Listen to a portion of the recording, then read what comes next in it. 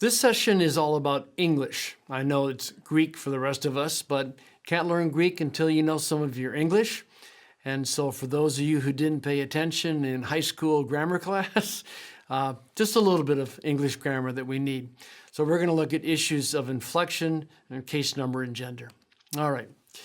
A noun. We'll use nouns as examples. What's a noun? Well, a noun is a person, place, or thing, right? A noun is a word that stands for someone or something. So bill, table, book, computer, whatever. Those are nouns. Nouns can change their form, and it's either going to be changed because of its meaning, or it's going to be changed because of its function in the sentence. Okay, we call this inflection. Inflection is how a word changes its form based on function and based on meaning. Now, English isn't heavily inflected. Our pronouns, he to him, that's an example of inflection. But for the most part, Greek is much more inflected than English is. English a little, Greek a lot. If you know German, German's much more inflected than Greek is. So Greek is somewhere in this kind of this happy middle. But that's what we're going to look at. We're going to look at inflection and how a noun is going to change its form based on its function and on its meaning. So here's a basic chart that lays out what we're going to be learning. There are three what are called cases in English: subjective, possessive, and object. A word is put into the subjective case when it's the subject of a verb. It's put into the objective case when it's functioning as a direct object or an indirect object. Don't worry, I'll define these words as we go. And it's put in the possessive case when it is showing possession. See how the chart works? Pronouns in English are still quite inflected, at least in the singular. And so if a person is going to be the subject of the verb and you want to refer to him with a pronoun, you would say he or you would say she, right? You wouldn't say him is my brother. Well, because is a verb, and to indicate the subject of the verb, we have to put that subject in the subjective case. And when it comes to the pronoun, he is subjective. Now, if you flip that around, you wouldn't say, I'm going to see he, because that word requires it to be in the objective case. He is subjective, him is objective, all right? So we put, if the word is going to be the subject of a verb, we put it in the subjective case. If it's a direct or indirect object, if it's receiving the action of the verb, we put it into the objective case, and he inflects to him. If we're showing possession, that pronoun inflects to his. You don't say that is he book, you say that is his book, okay? All right. This is obvious, right? But the point is that you can see inflection in English when you look at this pronoun. Same way with the what's called third person singular feminine, she, her, right? Or it, it's it. In words that aren't pronouns, you don't see nearly as much change. Take the word teacher, for example. It wouldn't matter whether the word teacher was doing the action of the verb, the subjective case, or whether the word teacher was receiving the action of the verb, the objective case. You still say teacher, right? It doesn't inflect between subjective and objective.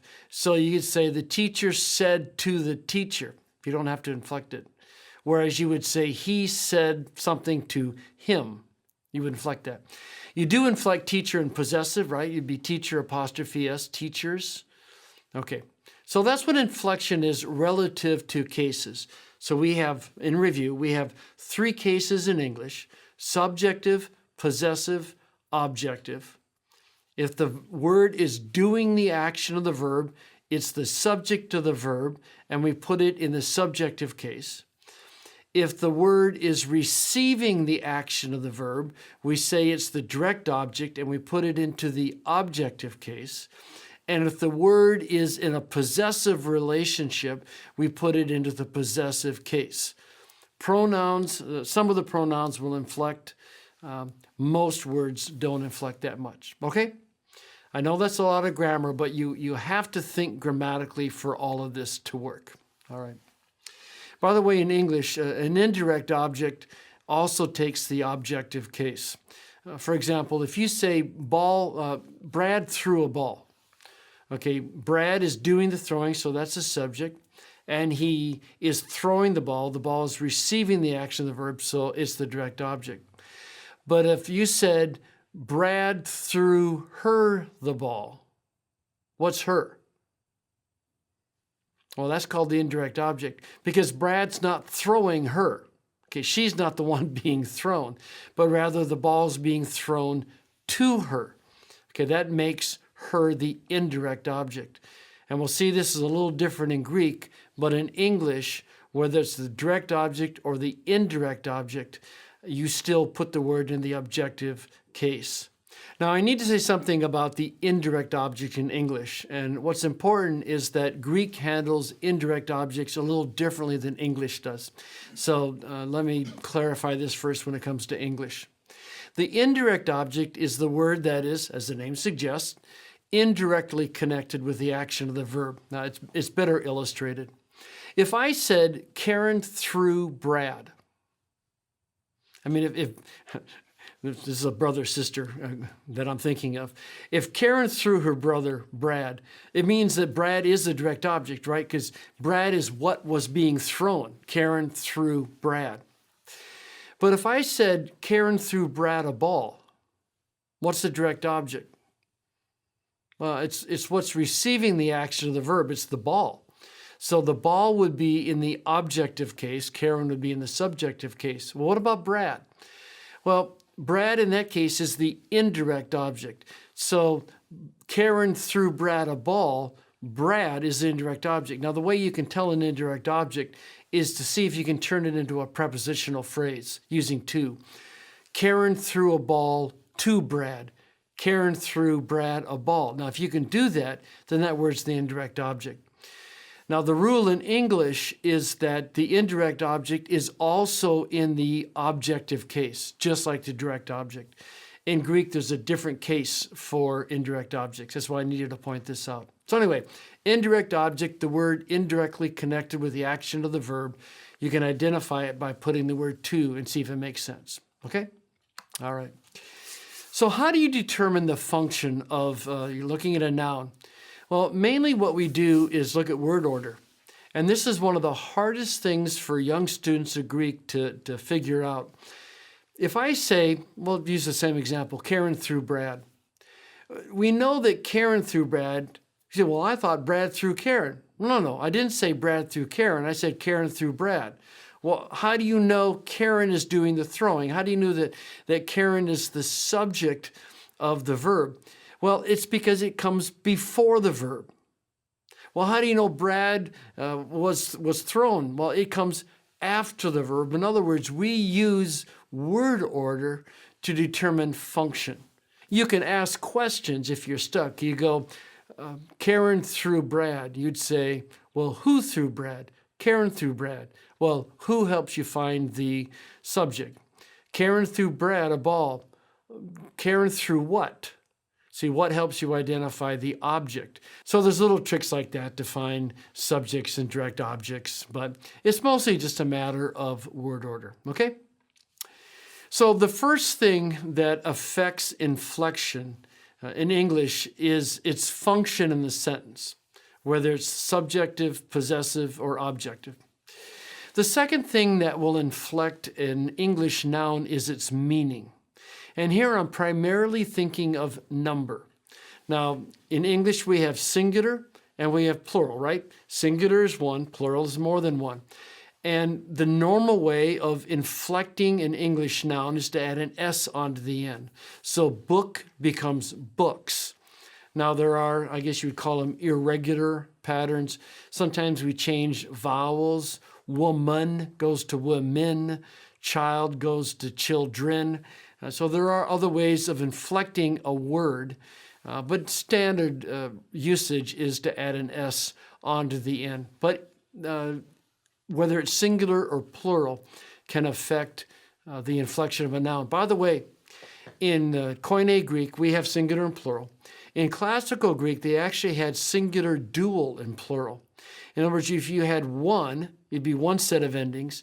If you had two, that's dual, you had another set of endings. If you had three or more, you had another set of endings.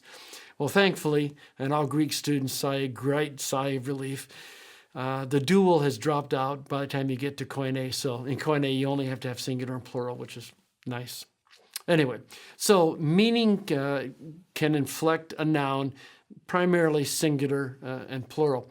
There is one other thing that can inflect when it comes to meaning, and that is gender.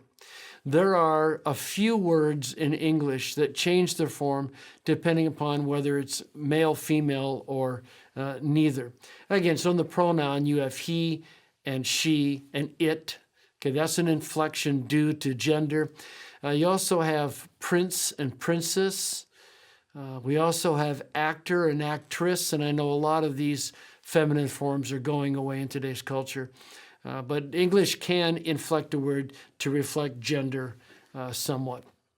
So that's it for inflection. And again, in review, inflection is just when a word changes its form based on its function and its meaning. In terms of function, you have some words that change whether they're the subjective, possessive, or objective cases. Other words are going to change their form when their meaning changes, singular, plural, and sometimes to indicate different genders.